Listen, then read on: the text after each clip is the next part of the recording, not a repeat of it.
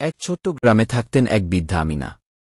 তার বেশি কিছু ছিল না, শুধু একটি কাঁচা ঘর, একটি ছাগল আর ছোট্ট একটা বাগান। তবুও প্রতিটি সকালে তিনি আল্লাহর শকর আদায় করে শুরু করতেন, আলহামদুলিল্লাহ বলে, এবং মুখে সবসময় হাসি রাখতেন।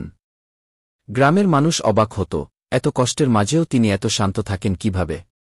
একদিন প্রবল ঝড়ে তার বাগানটা নষ্ট হয়ে গেল, যেখানে তিনি প্রতিদিনের খাবারের শাকসবজি ফলাতেন। সবাই ভাবল এবার হয়তো আমিনা ভেঙে পড়বেন, কিন্তু তিনি মুচকি হেসে বললেন, আলহামদুলিল্লাহ, হয়তো এই ক্ষতির মধ্যেই কোনো উপহার লুকানো আছে। কয়েকদিন পর এক পথচারী সেই গ্রাম দিয়ে যাচ্ছিল। আমিনার ধৈর্য আর শান্ত ব্যবহার দেখে সে বিদেশি কিছু বীজ উপহার দিল। এইগুলো শক্ত মাটিতেও ভালো হয়, বলল সে।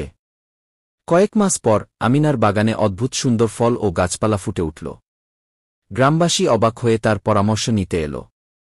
আমিনার জীবনের গল্প আমাদের শেখায়, বিশ্বাস মানে কষ্টহীন জীবন নয়, বরং কষ্টের মধ্যেও আশা রাখা।